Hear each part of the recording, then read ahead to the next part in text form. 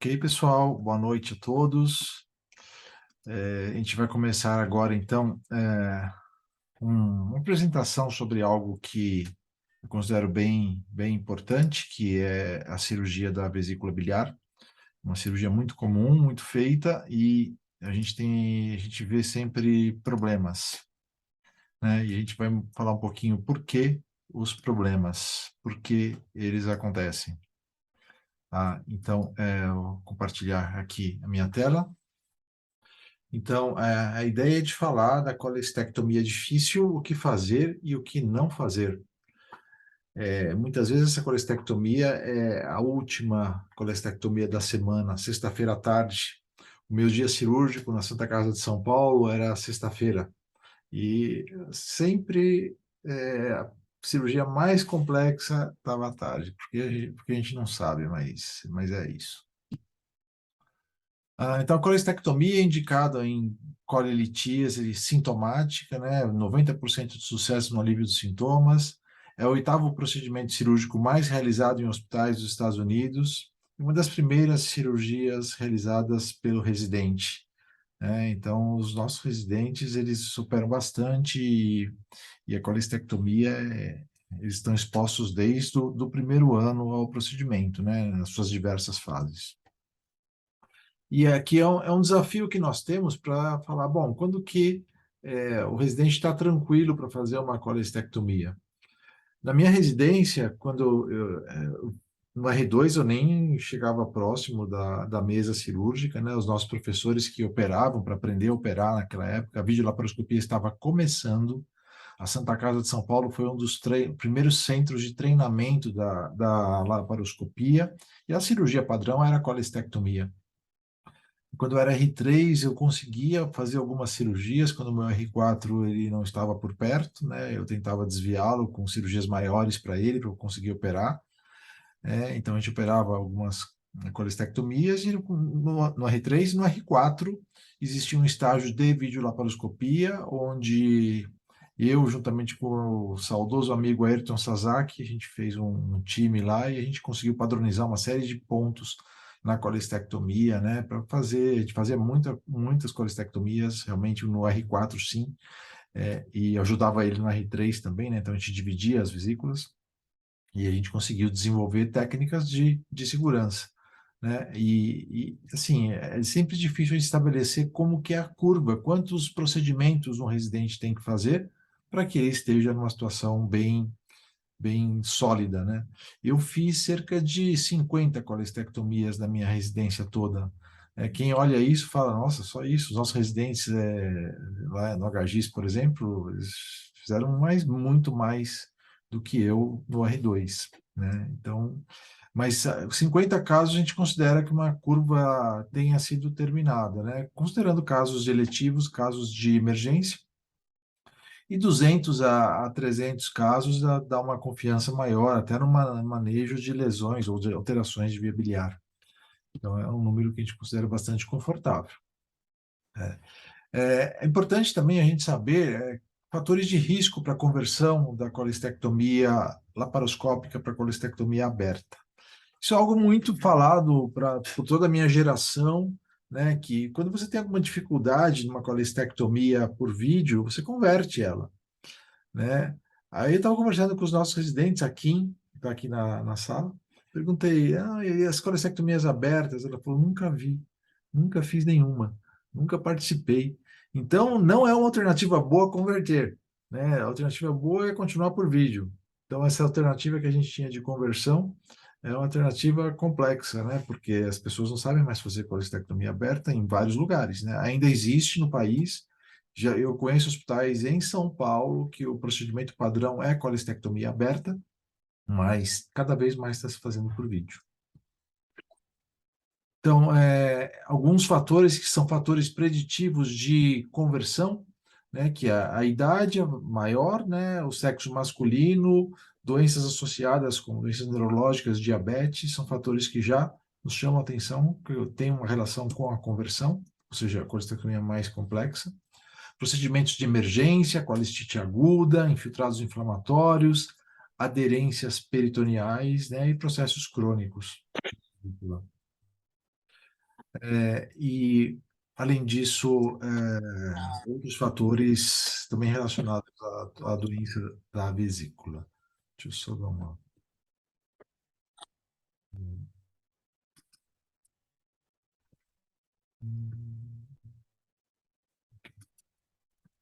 Voltar lá.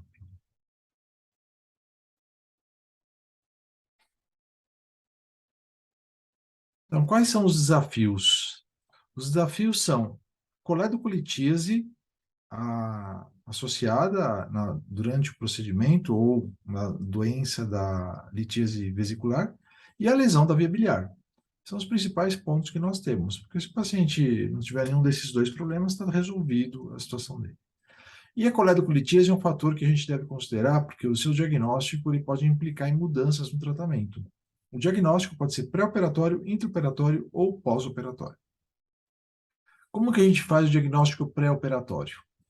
Esse foi tema da minha dissertação de mestrado há mais de 20 anos, que foi publicada na revista da AMB, né, sobre análise de fatores preditivos de coledocolitíase em doentes com litíase vesicular. Então, esses são os slides reais da minha tese, né, onde eu começava falando que a coledocolitíase está presente em 8 a 20% de doentes com litíase vesicular. E a intervenção na via biliar principal pode ser tanto cirúrgica quanto endoscópica. O diagnóstico pré-operatório nos dá algumas alternativas. Uma delas é fazer uma CPRE. Então, você sabe que o paciente está ictérico, ou tem coledocolitíase porque está ictérico por algum outro motivo, você indica uma CPRE com retirada dos cálculos. Isso facilita o procedimento operatório. A videolaparoscopia também é uma alternativa, mas tem uma maior dificuldade na resolução da coledocolitíase. O procedimento é mais complexo. E por isso o diagnóstico pré-operatório acaba sendo mais interessante, porque eu faço o diagnóstico pré-operatório, não preciso resolver por vídeo, resolvo por via endoscópica. A CPRE, desde 1974, começou a ganhar espaço e na década de 80 acabou sendo uma opção o tratamento cirúrgico das situações de via biliar, né, com uma resolução bastante elevada em mãos experientes, né? Então, um endoscopista experiente tem sucesso em muitas situações. Existem complicações da CPRE, que variam de 10 a 15%. Sem dúvida, a mais importante delas é a pancreatite aguda, mas hemorragia, colangite, perfuração também estão presentes. O custo é elevado. De um modo interessante, a CPRE, que era um procedimento muito difícil de a gente conseguir, hoje, em vários hospitais do SUS, a gente consegue fazer. E isso dá uma resolutividade muito grande para esses pacientes que antes ficavam numa situação bem complexa. Então, a CPRE tem sido conseguida com uma facilidade maior do que esperado. O tratamento videolaparoscópico começou na década de 90, ele evita duas anestesias, ou seja, você vai para a cirurgia, resolve tudo lá, evita complicações da CPRE. O problema é que o equipamento é disponível em poucos centros, além do aumento do tempo cirúrgico e aumento do tempo de internação. Então, são os pontos que a gente tem com relação ao tratamento videolaparoscópico. E, em 20 anos, isto não mudou muito, né? Porque ainda é difícil os centros que tratam a via biliar por vídeo, o tempo cirúrgico continua mais elevado e o tempo de internação também aumenta. Tá? Além disso, se sugere a colocação de um dreno de Kerr, que está associado a complicações relacionadas a este dreno. Então, o sucesso do tratamento da coledocolitíase na CPRE é maior do que da videolaparoscopia. Era e continua sendo, né? Então, é uma alternativa que parece ser bastante interessante.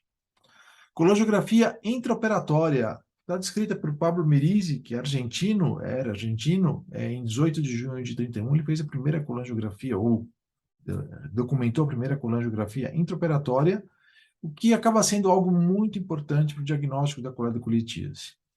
E também muito importante, porque a gente vai falar daqui a pouco, que são as lesões graves de via biliar principal. A colangio intraoperatória pode ter algum tipo de dificuldade para sua realização, ela aumenta o tempo cirúrgico, aumenta o custo, mas tudo isso é pouca coisa, aumenta pouco o tempo. A dificuldade não é grande. Quando você padroniza o procedimento, é fácil de fazer. E é importante que todo cirurgião, e aqui é um alerta para os residentes, estejam expostos a fazer colangiografia intraoperatória durante a colestectomia. É uma ferramenta importante. Não tenham medo ou preguiça de fazer uma colangiografia, porque isso aumenta a segurança do procedimento, tá? Então, é algo que a gente recomenda. Achado intraoperatório de coledocolitíase. A gente pode fazer exploração cirúrgica das vias biliares por vídeo, ou converter para uma cirurgia aberta, ou fazer uma CPRE no intraoperatório, fazer uma CPRE no pós-operatório, ou eventualmente não fazer nada se o cálculo for muito, muito pequeno. É a alternativa que a gente menos recomenda, não fazer nada diante de uma coledocolitíase. A colangiografia intraoperatória ela pode ser sistemática. Tem serviços que sempre fazem colangiografia intraoperatória. Todo paciente de colestectomia se faz colangio intraoperatória.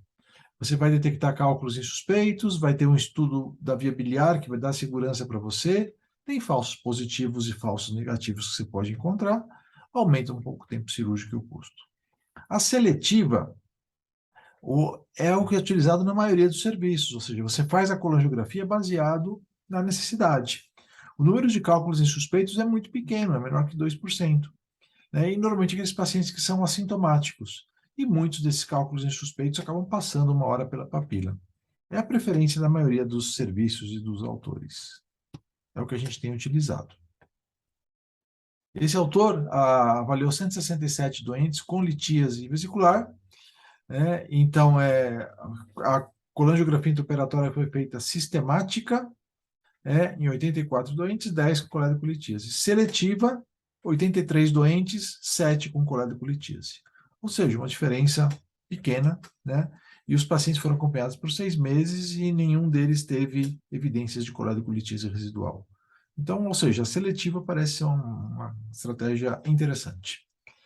Bom, então, para o diagnóstico de coledocolitíase, a gente utiliza vários fatores, né? Dentre eles, critérios clínicos, basicamente relacionados à icterícia e antecedentes de pancreatite, avaliação bioquímica, que basicamente são enzimas canaliculares, a gente pode falar da fosfatase alcalina e gama-GT, a gente pode falar também de transaminases, a gente pode falar de bilirrubinas.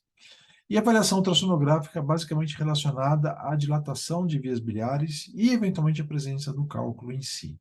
O cálculo em si nem sempre é muito fácil de o radiologista ver, mas quando ele consegue enxergar esse cálculo, é algo muito significativo.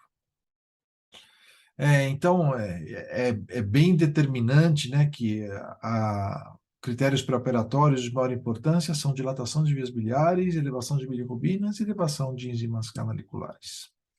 E a associação de critérios clínicos, laboratoriais e ultrassonográficos tem uma sensibilidade muito alta para o diagnóstico de coledocolitíase. Isso é algo todo bem estabelecido. Então, com avaliação clínica, bioquímica e ultrassonográfica, a gente consegue determinar a probabilidade que o paciente pode ter de coledocolitíase, baixa, moderada ou alta, para que a gente tenha um planejamento terapêutico. Então, o objetivo desse estudo, quando nós fizemos, é identificar fatores clínicos, bioquímicos e ultrassonográficos preditivos de coledocolitíase no período pré-operatório de doentes com litíase vesicular, avaliados por colangiografia. Foi um estudo prospectivo que nós fizemos, com o diagnóstico de litíase vesicular no ultrassom, para o doente ser incluído, e que foram submetidos à colestectomia na Santa Casa de São Paulo. 148 doentes foram avaliados, a maioria mulheres. Interessante a via de acesso que a gente tinha na época, metade dos doentes por videolaparoscopia, metade por laparotomia. E a taxa de conversão de 13%, que é uma taxa elevada. Todos os doentes foram submetidos a algum tipo de colangiografia, ou CPRE, ou colangiografia intraoperatória. Então, a seleção dos doentes com relação aos critérios de avaliação pré-operatória, a gente utilizou critérios clínicos, bioquímicos e ultrassonográficos, clínicos, icterícia pregressa na internação, colangite prévia, pancreatite prévia. Bioquímicos, elevação de fosfatase alcalina e gama-GT, e ultrassonográficos, dilatação de vias biliares e cálculo na biliar principal. A ausência desses critérios, ou presença de um critério, o paciente ia para a colangiografia intraoperatória. Presença de 2 ou 3 critérios, CPRE pré-operatória. Tá? Então, assim que a gente definia qual paciente ia para a intraoperatória ou para a pré-operatória. A colonografia intraoperatória, como que a gente fazia? A gente cateterizava o ducto cístico e injetava 3 ml, 7 ml e 10 ml de urografia. 3 ml batia uma chapa, 7 ml batia outra chapa, 10 ml batia outra chapa. Quando você tem a escopia, que você consegue ver isso de uma maneira fluente, né? Você vai injetando o contraste e vai vendo, é muito melhor. Né? Mas quando não é possível, a gente fazia essas chapas. Então, basicamente, a gente utilizava o Intracat para videolaparoscopia, uma sonda uretral número 4 ou 6 na cirurgia aberta. Então, aqui o que a gente tem nas variáveis estudadas e dividindo dois grupos, com coledocolitíase, 23 doentes, sem coledocolitíase, 125 doentes. A gente conseguiu ver uma diferença significativa em todas essas variáveis relacionadas à coledocolitíase, né? Desde a icterícia na internação, elevação de todas as enzimas e ultrassom com alteração da via biliar. Então, são os fatores que a gente definiu associados à coledocolitíase. O método diagnóstico utilizado, o número de doentes utilizados na coledocolitíase, a gente determinou a coledocolitíase pela CPRE em 15 doentes, 2 doentes que fizeram CPRE não tinham coledocolitíase. Colonografia intraoperatória, 123 doentes não tinham coledocolitíase, 8 tinham coledocolitíase. E aqui a sensibilidade e especificidade de cada um dos métodos, além da valor preditivo positivo, negativo e acurácia. E a gente vê, por exemplo, que as enzimas, fosfatase alcalina e gama-GT, principalmente, valor preditivo negativo muito elevado, 96,6%. Ou seja, quando está normal, dificilmente o paciente tem coledocolitíase. O valor preditivo positivo das enzimas, 32,8%. Ou seja, quando está elevada, não significa muita coisa. Diferente do valor preditivo positivo da icterícia na internação, 91%, ou do ultrassom mostrando coledocolitíase, 100%. Então, esses são dados interessantes que nos ajudam a ter uma programação. E aqui, baseado na situação do paciente, a gente calcula a probabilidade de coledocolitíase dele. Desde o paciente sem antecedente de icterícia ou sem icterícia na internação, ultrassom sem dilatação de vias biliares e gama-GT normal, 0. Nenhum paciente teve coledocolitíase. Diferente daquele paciente lá embaixo com icterícia na internação e ultrassom com dilatação de vias biliares, 100% de coledocolitíase. Tá? Então, e aí tem a região intermediária que a gente pode avaliar. Esse artigo está publicado, quem quiser ver, depois posso disponibilizar depois. Aqui é a probabilidade dos pacientes apresentarem coledocolitíase baseada no odds ratio pré-operatório. A gente vê que vai aumentando, o cálculo na via biliar principal é maior índice, seguido de icterícia na internação, tá? Que são os dois maiores índices que aumentam a chance de coledocolitíase. A gente calculou essa fórmula, né? Não é nada prática, eu sei, mas é a probabilidade de coledocolitíase, né, baseada no nosso estudo estatístico. E aqui sim que eu considero a parte mais importante do trabalho, com aplicação clínica direta, que te dividiu em 4 grupos com relação à probabilidade de coledocolitíase e com a conduta sugerida.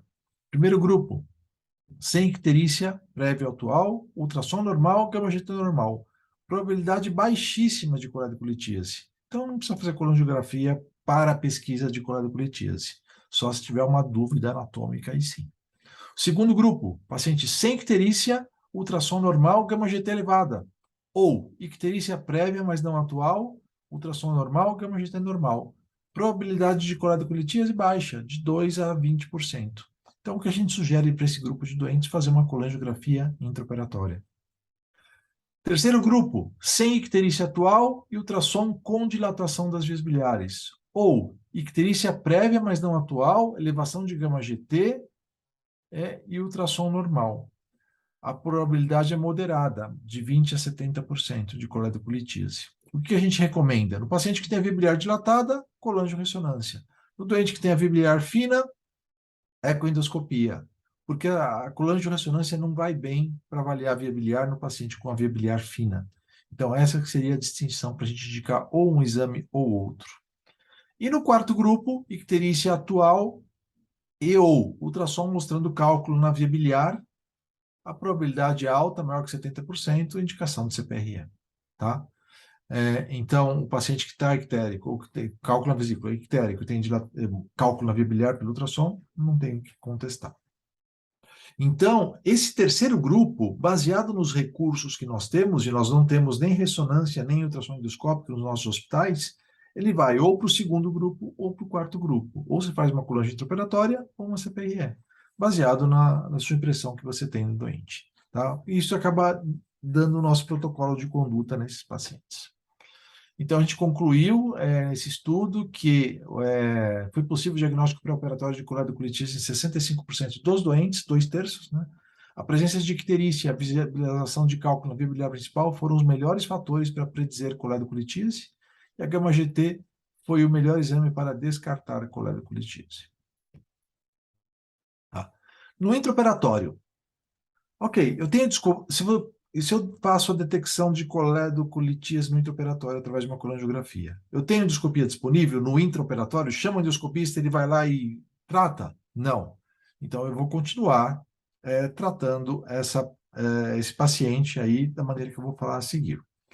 Se eu tenho endoscopia disponível, aí acaba sendo interessante, porque eu posso chamar o endoscopista e ele faz já a retirada do procedimento. Se ele não conseguir, eu vou lá e trato o paciente, tá? Naquele mesmo tempo. Tá? Então, são os fatores que a gente fala. Eu tenho um material avançado no centro cirúrgico para tratar por videolaparoscopia? Se a resposta for não, ou eu posso converter e explorar a via biliar de uma maneira clássica, ou eu posso chamar o endoscopista, desde que ele seja experiente, falar para ele, ó, tem um cálculo no colédoco, você consegue fazer uma CPRE para mim depois, pós-operatório, se os cálculos forem pequenos? Se ele falar sim, ok. Se eu não tenho material, se eu tenho material avançado, aí o que a gente sugere? Exploração por videolaparoscopia. E o que acontece com o material avançado nem sempre é tão avançado assim. Eu vou mostrar para vocês. Como explorar por vídeo? Meu método preferido é por balão. Você pode utilizar basket, você vai precisar de alguma maneira escopia, né? Tem que ter pinças específicas, elas obviamente ajudam, experiência e treinamento do cirurgião. Esse é o meu método preferido, é o balão, é um Fogarty. Você pega um Fogarty, passa lá no ducto cístico, né? E insufla o balão. Ou você pode tentar empurrar o cálculo, ou você pode tentar trazer o cálculo, né? É difícil a gente saber, depende muito do tamanho do cálculo. Aqueles cálculos muito pequenos, você pode até tentar empurrá-los, mas quando você consegue trazer, a segurança é maior, porque você diminui a chance de pancreatite aguda. Às vezes eles vêm, né? Você passa o balãozinho, traciona, às vezes eles vêm. Ou, eventualmente, eles vão passando. E você vai injetando soro depois, né? Bastante soro pelo ducto cístico, que você consegue, muitas vezes, que o cálculo passe para o duodeno, tá? Então, é um método que pode funcionar e eu sempre costumo tentar esse método quando eu faço o diagnóstico intraoperatório. Professor Pinotti, um dos grandes estudiosos da cirurgia do Brasil, um dos maiores cirurgiões que nós já tivemos, aqui ele descrevendo algumas técnicas, nessa primeira figura aqui, retirada do cálculo com basket, se tiver um basket disponível, se passa na parte distal e retira, e a outra técnica que ele usava, né, colocava um pequeno plug de gaze na parte proximal da via biliar, e a partir daí ele injetava bastante soro na parte distal para que os cálculos saíssem pelo ducto cístico, fazia um turbilhonamento com o soro. Tá? Então, uma das técnicas que ele utilizava. Além de, obviamente, utilizar também o balão ou o basket na sequência. Tá? Então, fazer um turbilhonamento com soro. Tá? Aqui, quando você tem o coledocoscópio, que é um aparelhinho que a gente, muito poucos lugares você tem disponível, que você consegue ver o cálculo de frente e facilita você retirar o cálculo, né? E aqui a colocação de um dreno de Kerr, que também vai ajudar a você não ter complicações de via biliar. Cada vez menos se coloca esse dreno de Kerr, mas é um dreno que pode ser útil e seguro para esses pacientes. Lesão da via biliar. O que fazer ou o que não fazer? Um dos maiores estresses que a gente tem na clínica cirúrgica é a lesão de via biliar. Tá? Então, quais complicações do tratamento da colestectomia? Lesão da via biliar, sem dúvida nenhuma, é a complicação que a gente não quer ter, né? Porque isso implica uma mudança muito complicada na vida do doente, complicações futuras, e muitas vezes o paciente não sai dessas complicações e tem que fazer procedimentos o resto da vida. Hemorragias, é algo que pode acontecer, coleções, complicações sistêmicas, infecção de ferida operatória e hérnia. Complicações sistêmicas eu falo porque a principal causa de morte na colestectomia são doenças cardiovasculares. O número é pequeno, mas é importante que esse paciente tenha uma avaliação cardiovascular prévia adequada para evitar que ele tenha esse tipo de coisa. Tá? Então, algo que a gente tem que tomar cuidado. O professor Ronaldo Rego fez uma tese sobre colestectomia no idoso e na tese dele ele detectou isso. Sun Tzu, eu gosto muito desse livro, A Arte da Guerra, e está escrito lá: se um chefe não calcula a força do inimigo e emprega uma força pequena contra um exército grande, combate o inimigo forte com tropas fracas e ao mesmo tempo não seleciona unidades de vanguarda, o resultado será a derrota. Essa frase tem muito impacto e me fez pensar bastante. E aí eu escrevi uma frase com o objetivo de não menosprezar o inimigo. Se o cirurgião não calcula as variações anatômicas e o grau de inflamação da vesícula e emprega uma técnica pouco apurada associada à vontade de terminar rapidamente o procedimento e ao mesmo tempo não utiliza técnicas de proteção, o resultado será a lesão de via biliar. E quem escreveu isso fui eu, tá? Então, é importante vocês terem cuidado nessas situações. Não menospreze a via biliar. Quando você começa a fazer uma colestectomia, você tem que estar em mente, não vou lesar a via biliar, vou tomar cuidado com a via biliar. Tá? Este é o princípio básico de segurança para a colestectomia. Quais mecanismos de lesão laparoscópica de via biliar? Classe 1, via biliar confundida com ducto cístico, mais reconhecida. Incisão para colangiografia, acometendo a via biliar, facilmente tratável. Classe 2, sangramento. Você não consegue enxergar, você coloca múltiplos clipes na via biliar principal. E aí tem a lesão, por causa do sangramento. Classe 3, via biliar confundida com ducto cístico e não reconhecida. Via biliar seccionada e ou ressecada. Então, o cístico ele tem que ser fino. Ele pode ser dilatado? Pode, mas se o cístico for dilatado, alguma coisa tem que ser feita.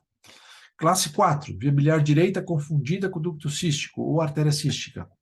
Secção da via biliar direita. A via biliar direita ela é bem mais dilatada do que o ducto cístico. Então, se tiver uma estrutura dilatada, não fiquem seguros de que está tudo bem e vamos em frente, que tem mais um outro paciente pela frente. Tá? A classificação de Strasberg, aqui, desde quando você tem uma fístula, né, da ducto cístico ou da via biliar direita, ou secção da via biliar direita, e com isso os graus vão aumentando, e conforme vai ficando mais próximo do hilo hepático, pior o prognóstico, o tratamento, mais difícil da lesão. Tá? O que fazer no caso de via biliar difícil, ou vesícula difícil, ou complexo vesícula via biliar difícil? 3 mandamentos. Dissecção cuidadosa. Critical view. É o mais aconselhado de todos. Todos os pacientes precisam de um método de segurança. E o critical view deve ser empregado em todos os pacientes. Colangiografia é um método de segurança também, que a gente deve utilizar para evitar problemas. Você não evita a lesão, mas a lesão é muito mais tratável. E peça ajuda. São os 3 mandamentos da colestectomia. Secção cuidadosa da transição em fundíbulo cístico é o primeiro ponto, né? Então, é importante que a gente tenha esse critical view. Essas imagens são aqui desse vídeo do Steven Strasberg. O Strasberg está em todos os congressos que falam sobre via biliar. Ele é a grande referência no mundo sobre via biliar. Então, ele fala muito sobre a proteção da via biliar. Né? Então, a critical view, você tem que estabelecer esse triângulo muito claro, né, entre o ducto cístico, o fígado, a artéria cística. Então, só pode ter 2 estruturas entrando na vesícula biliar. E o terço proximal da vesícula tem que estar todo exposto, né? Todo exposto até esse planalto cístico que a gente tem. Tá? Então, é importante que a gente tenha tudo isso bem dissecado.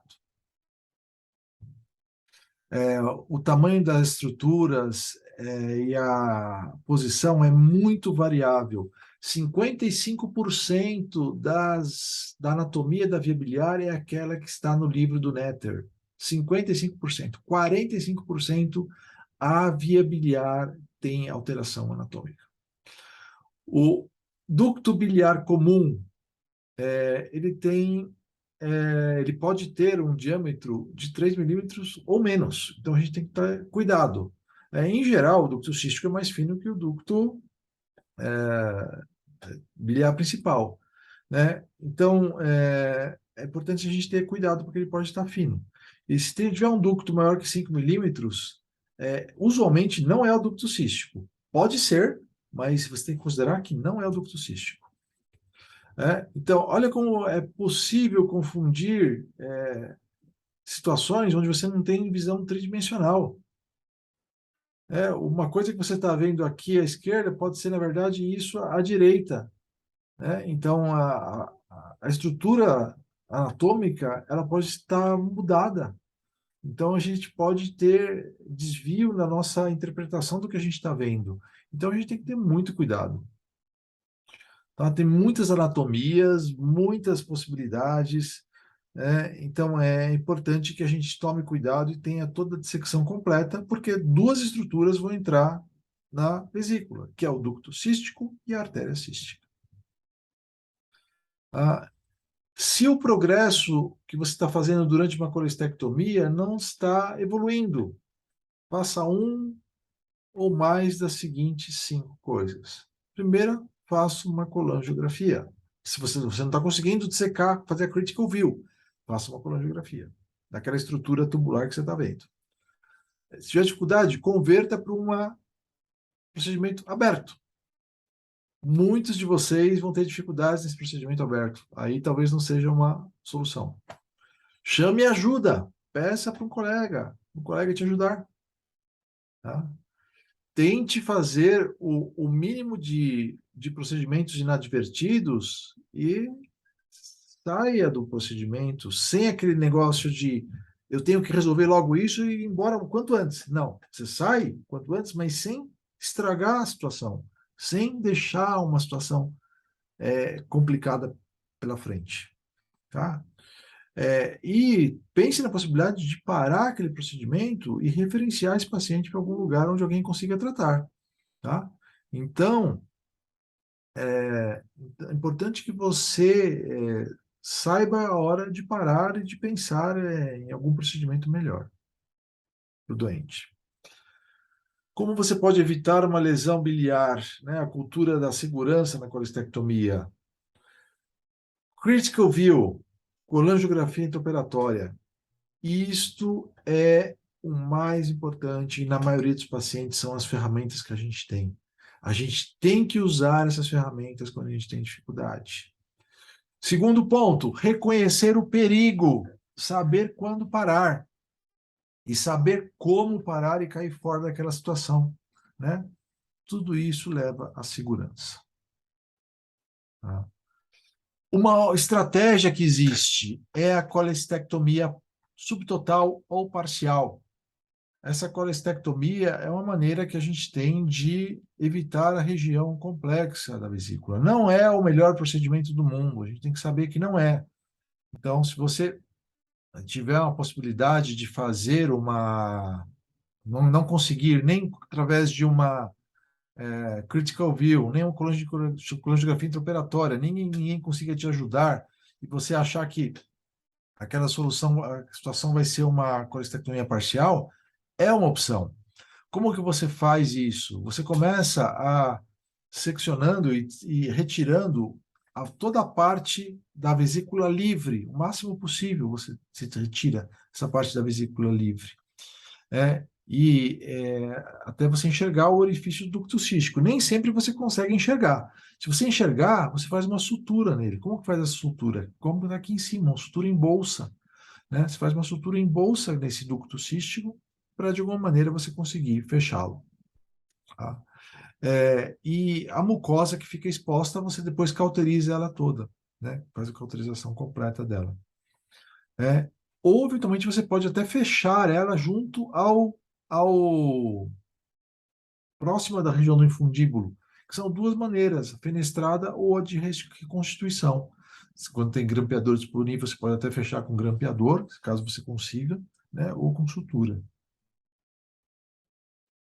Então, tem alguns fatores que podem estar associados à colestectomia parcial, né, desde a experiência do cirurgião, né, até dados do paciente, né, ou seja, uma série de pontos aqui a gente consegue ver a comparação de fatores que existem entre a possibilidade maior ou menor de você ter uma colestectomia parcial, mas a experiência do cirurgião é um fator importante.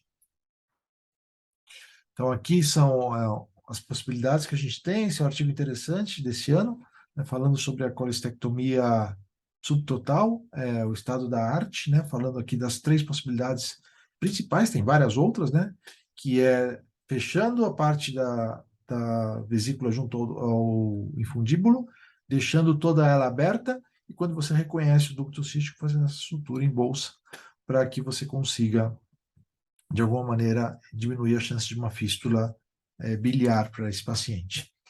Tá? Então, é uma possibilidade, é importante a gente saber que não é ideal, mas é uma possibilidade. E você pode ter complicações devido a essa vesícula que permanece. E o paciente pode não ter complicação ou pode ter algum tipo de complicação. Se tiver uma ressonância, os sintomas devido à vesícula, né? Uma ressonância vai te ajudar a saber o que está acontecendo. Se tem suspeita de uma malignidade, você pode fazer uma colestectomia radical. Ou você pode optar pela, dependendo da situação, se for uma coledocolitíase, você vai fazer uma CPRE. Se não for coledocolitíase e tiver sintomas devido a uma vesícula remanescente, chama um cirurgião experiente e tenta fazer a colestectomia. E caso você não consiga fazer, remover as pedras. Então, mais uma coisa para lembrar a vocês, quando a gente faz a colestectomia parcial, você abre a vesícula, retira aquele tecido da vesícula que está na parte livre dela, retira todos os cálculos, né? Importante, essa parte é importante. Além da cauterização do que sobra da vesícula e, se possível, fechar o ducto. Tá?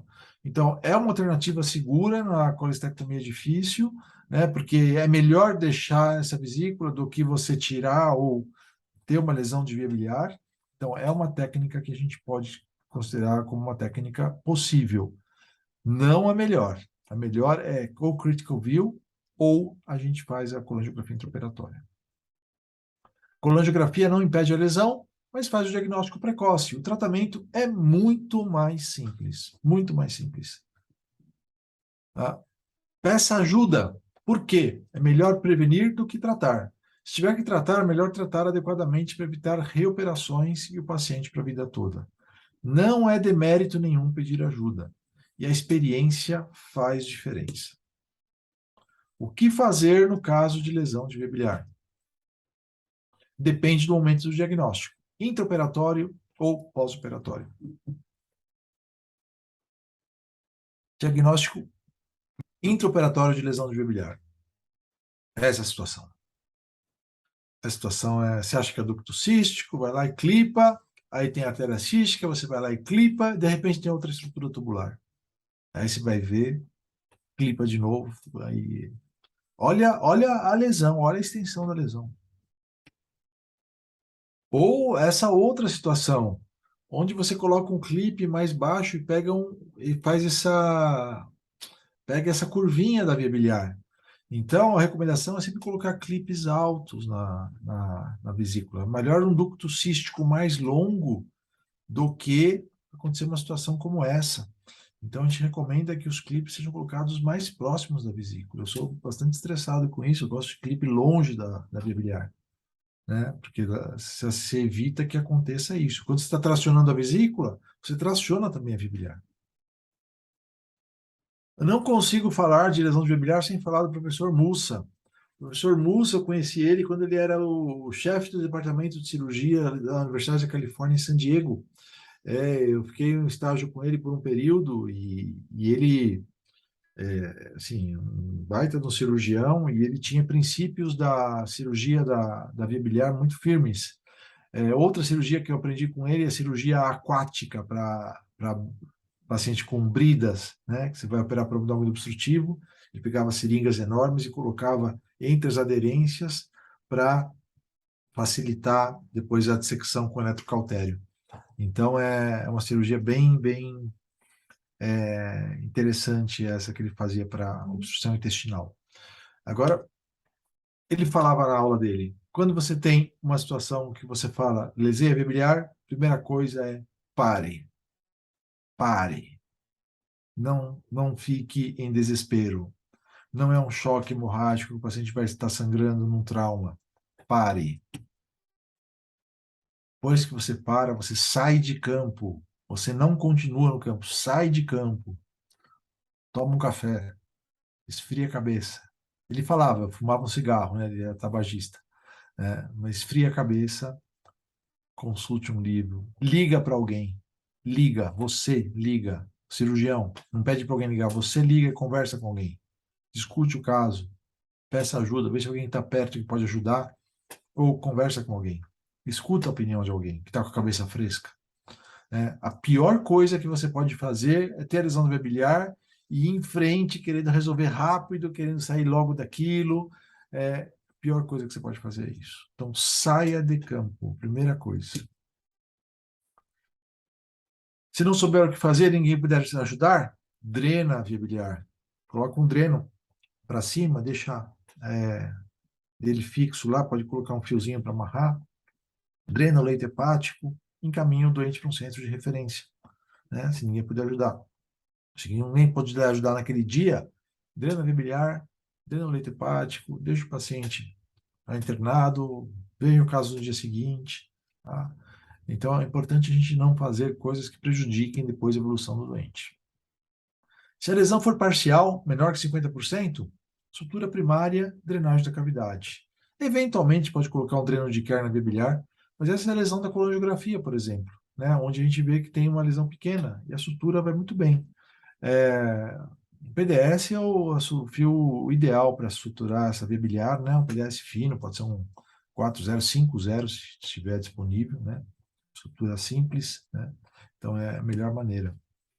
Se a lesão for parcial, maior que 50%, aí o reparo primário sim, né? Eventualmente colocar um dreno de Kerr, você pode pensar nessa possibilidade, né? Até pode colocar pela própria lesão, ou eventualmente colocar para cima dela também é uma possibilidade, né? Mas ele acaba moldando a via biliar.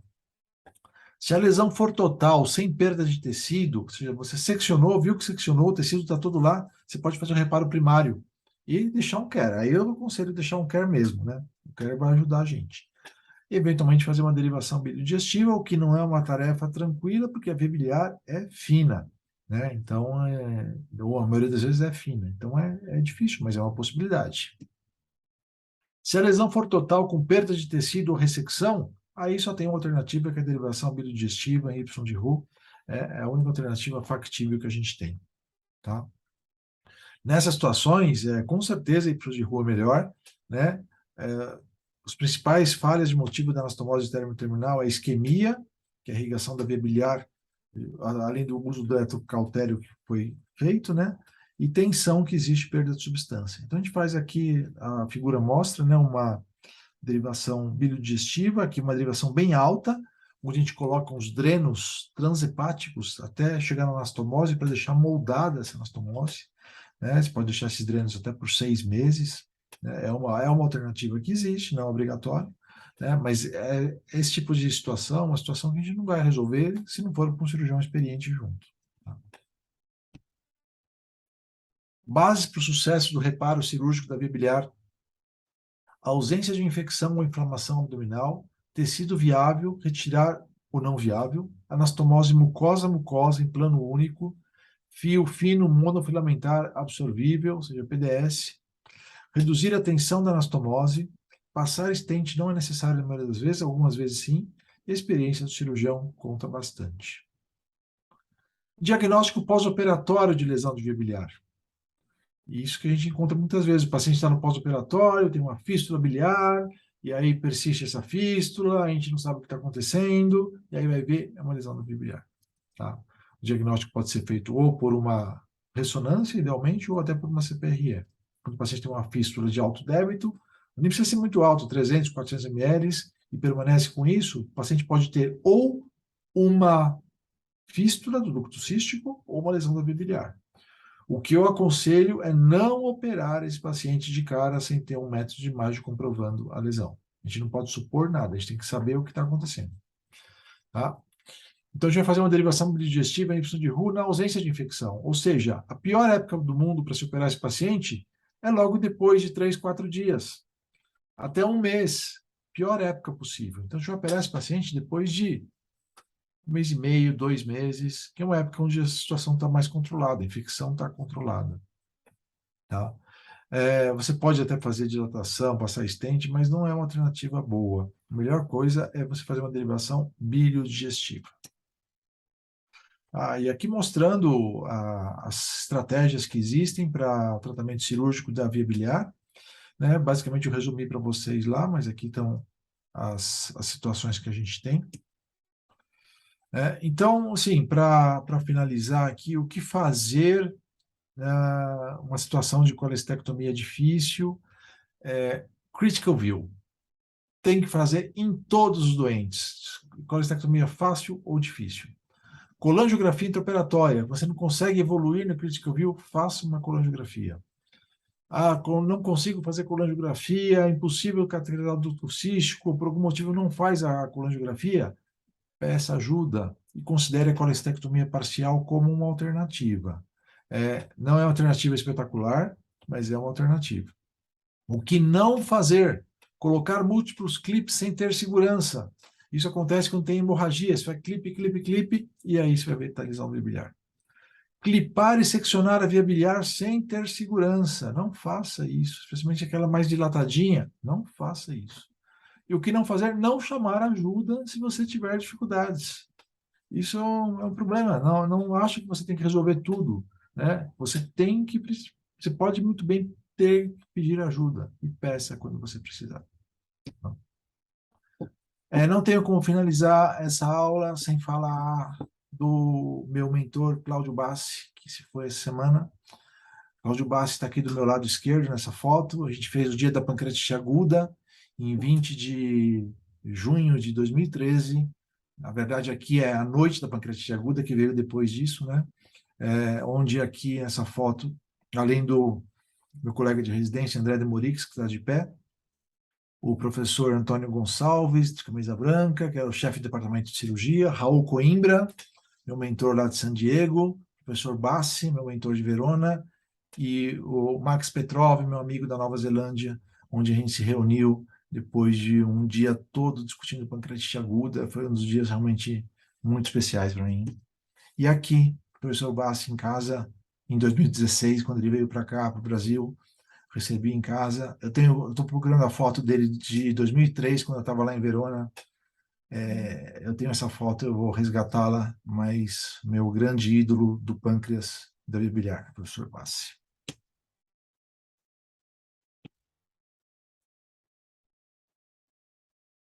E é isso. Quem tiver perguntas, à vontade.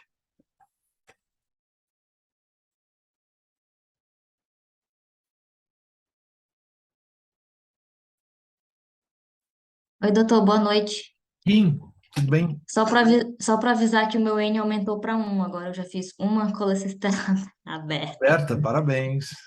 Assim, Foi é na última importante. enfermaria. É importante participar, porque você tem uma ideia diferente e acaba sendo uma alternativa quando você tem dificuldade. Né? Eu acho bom ser exposto a isso. Você gostou? Eu gostei. Tem É. até uma foto em algum canto que eu vou achar. E eu tinha uma dúvida em relação a colangio intraop. Por exemplo, no particular, faz em toda colecister ou não mesmo? Mesmo tendo todo o recurso à Eu disposição? ouvi o Kim, eu faço seletivo em todo lugar. Eu costumo tratar meus pacientes no privado, no público da mesma maneira. E assim, Para mim, eu tendo a critical view, eu estou seguro. Agora, se eu tiver dúvida, eu faço a colangiografia intraoperatória. Teve uma paciente que eu operei recentemente, ela tinha uma via biliar estranha, dilatada, e eu dissequei, até eu falei, não, estou seguro agora. A cirurgia demorou mais de hora, mas eu saí de lá tranquilo, porque a via biliar era estranha, está mais dilatada do que eu esperava que fosse, e tinha uma estrutura por cima que eu não conseguia identificar como princípio, e aí eu fiz o critical view. Poderia ter feito uma colangiografia também, mas o critical view ficou ótimo e eu fiquei seguro, né? E o critical view é importante a gente saber que a gente tem que dissecar o ducto cístico, a artéria cística e é a parte do infundíbulo da vesícula. Você tem que estar com aquela região toda na mão. Não basta você ter duas estruturas, tem que ver tudo aquilo entrando. E isso dá segurança. Isso dá segurança. Né? Ah, não consegue fazer o critical view? Faz a colangiografia. É importante vocês treinarem, viu? Eu queria que vocês treinassem as colangiografias. Demora mais, né? Mas é importante treinar. É bom a gente marcar nossas vesículas todas com a mesa apropriada, né? Que a gente às vezes vai tentar fazer e não tá a mesa certa aí. Então, vamos programar pelo menos uma colestectomia por dia. Faz a colangiografia. Para o paciente, assim, não compromete nada o paciente, é um fator de segurança a mais para o paciente. Então, fica muito bem determinado para vocês terem segurança de fazer isso. É importante. Eu recomendo para todos vocês. Vou tentar fazer acontecer. Uma, uma. A primeira do dia a A gente primeira do faz. dia. Primeira do dia, minha recomendação. A última, não.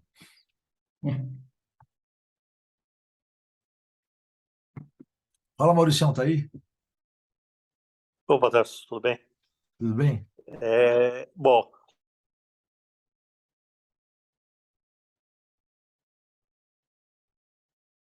Travou o Maurício, travei eu.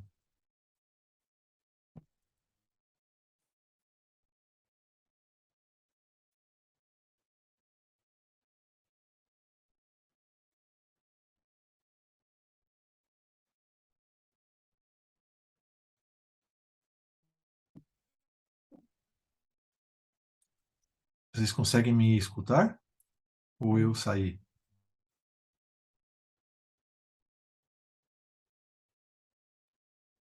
Travou, Maurício. A gente está te Ah, escutando e vendo. então tá bom. Maurício travou. Bom, enquanto o Maurício está travado, alguém quer fazer uma pergunta? Fique à vontade.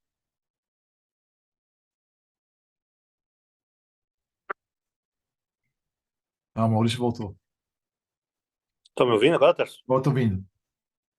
Opa. Bom, essa aula, conheci essa aula sua, mas todo ano se acrescenta algo, modifica alguma coisa. Eu acho que a primeira coisa que eu vou falar é, aproveitando o comentário da colega, uma das coisas que sempre tem que ter é a mesa para fazer a colangiografia e olhar a posição do doente, que é impressionante. Quando você descuida desse cuidado, é quando dá os problemas. Então, eu acho que os residentes, os sujeitos mais novos, tem que botar isso como primeira coisa a verificar se a mesa dá para fazer colangiografia. Perfeito. É, Totalmente de acordo. Terço, você orientou uma tese de mestrado que eu perdi o início da aula, mas acho que você não falou de merise no início. E que você usava anemia para tentar estratificar a paciente. Você podia comentar isso para os residentes aí? Foi. A gente tinha uma dúvida. É bem, bem complexo. Agora eu lembrei de que era essa tese. É, é bem complexo a gente saber qual paciente que tem síndrome de Merise ou não, né? Porque é uma dificuldade intraoperatória, né? Então, o paciente que tem mirise tem uma coisa, o paciente que não tem mirise, a cirurgia, sim, em geral, tende a ser mais fácil. Mirise é sempre mais complexo, né? Então, a dúvida que a gente tinha é qual paciente que tem a chance de ter uma mirise que a gente não está diagnosticando no pré-operatório. E aí a gente avaliou os pacientes que tinham tanto coledocolitíase, quanto mirísio, quanto não tinham nada. E os pacientes com mirísio tinham anemia. Chamava atenção isso. né? A gente não conseguiu justificar a causa, né? Talvez um processo crônico já maior, né? Mas a gente viu que o paciente tinha anemia. Então a gente considerou que aqueles pacientes com anemia e com algum tipo de elevação enzimática, a gente deveria considerar com a possibilidade de mirise, estar preparado para isso durante uma cirurgia, né? A gente lá no Sapopemba, né, a gente assumiu em março, na verdade, final de fevereiro do ano passado, a gente teve 3 lesões de via biliar, sendo que uma delas era um mirise de grau 4, que acho que nem dá Já a para lesão considerar estava feita. como uma lesão, né? Exatamente, já estava feito. As outras duas, para os mais novos aí, aliás, as 3, né? Os cirurgiões que estavam operando seguiram exatamente o que você falou. Pararam, fizeram colangio e chamaram ajuda. E os 3 foram corrigidos no intraoperatório e, por enquanto, estão indo bem aí. Esperamos que continuem Esses vão bem. bem. Uma delas foi, inclusive, uma secção completa de colédoco, com clipagem. E aí a colega, quando foi revisar, viu que tinha um ducto para cima e falou, não tinha que ter esse ducto para cima. E aí, na verdade, era o colédoco ou hepático comum, né? Eu cheguei e já estava seccionado, então não dá para saber exatamente, mas era o hepático comum lá para cima e a secção para baixo era o colédoco para baixo. E acho que talvez as suas dicas aí sejam mais importantes para eles guardarem e talvez o mais importante é manter a calma e pedir ajuda, porque faz toda a diferença. Quem está lá fica estressado, não sabe o que fazer, às vezes não tem experiência, fica nervoso, então é melhor chamar ajuda. Acho que é a melhor coisa. Mas sua aula é sensacional, sua aula é ótima. Eu convidei todos os residentes da Santa Casa R1 e R2 para essa sua aula, mas eu não identifiquei nenhum. Eu fico triste com isso, mas eu fico feliz que pelo menos os residentes aí dos nossos hospitais estão podendo ver essa aula, e porque vai operar vesícula com certeza, e cada vez a experiência em conversão, em ver que fazendo a lesão é cada vez menor, né? Então é importante Uhum. estudar antes para estar preparado. Mas Sim. muito bom. Obrigado, viu, Maurício? Obrigado aí pelas palavras aí. A aula vai estar gravada no YouTube. E aí a gente vai dar a oportunidade para quem quiser assistir. Eu acho que é bem importante. Essa informação tem que ser disseminada. Não é porque é minha ou assim, mas eu me preocupo muito com isso, né? Então tem que ser disseminada essa informação. Eu entendo que às vezes que alguém não está aqui hoje, ele está trabalhando e não consegue estar, não tem problema nenhum. Mas assista depois a aula, a gente vai deixar disponibilizada para ter os princípios, né? Porque assim, a gente tem que estar preparado, porque vai acontecer.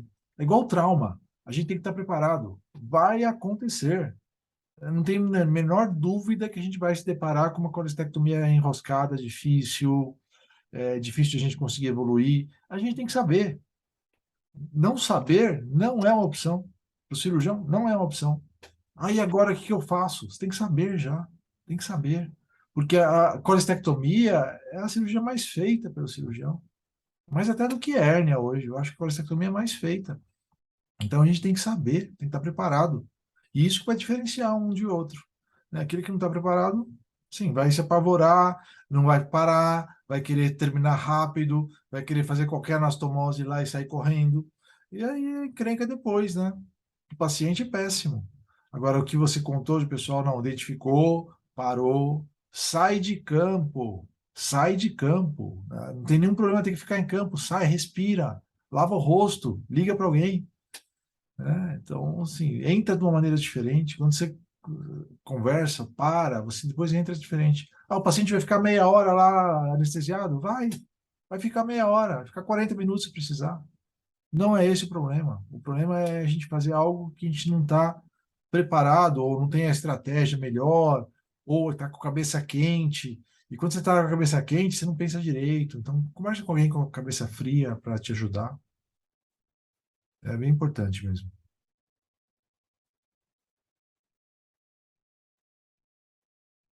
Doutor Técio, boa noite. Aqui é a Daniela, Daniele. Eu tenho uma dúvida. Sim. Quando acontece uma lesão em tenda, bem na bifurcação mesmo, com a clipagem do cisco, como que é feito o tratamento? O paciente vai precisar de uma derivação depois? Ou tem É, alguma coisa que você pode fazer na hora? a clipagem, você fala da via biliar principal, né?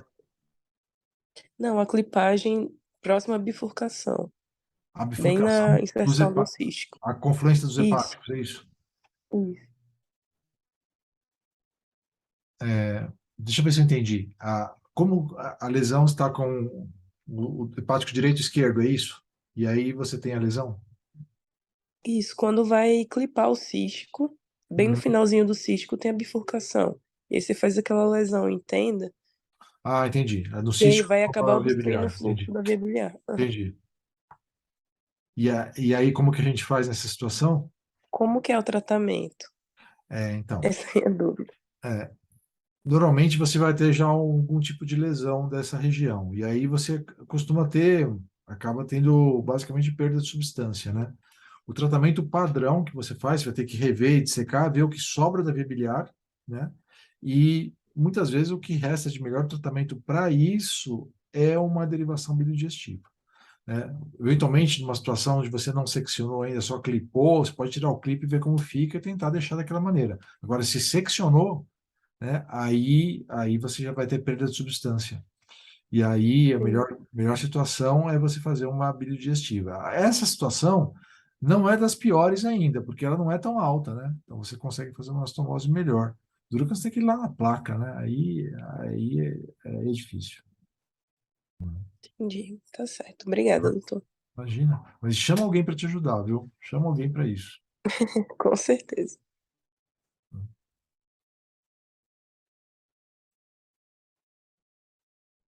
Quem mais? Perguntas?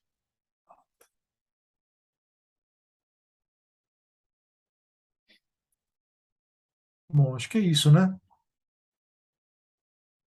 Bom, agradeço a presença de vocês, espero que tenha ajudado. Se alguém tiver dificuldade ou alguma cirurgia difícil, fala com a gente, fala com quem está junto no serviço. A cirurgia não é fácil para ninguém. E não tenham pressa, não fiquem marcando quem opera mais rápido. Isso não é uma qualidade. Tá? A qualidade é fazer o paciente ir embora no dia seguinte bem. Tá? Então, não entrem nessa pilha que às vezes a gente vê acontecer. Ah, vamos fazer rápido a cirurgia. Nossa, o pessoal opera em meia hora. Né? Então, faça com segurança. Essa é a mensagem final. Certo, pessoal? É isso aí. Semana que vem estamos aqui de novo. Obrigado a todos. E em breve vai estar no YouTube essa aula no nosso canal Search Team. Boa noite, todo mundo. Bom, Estércio, obrigado. Valeu.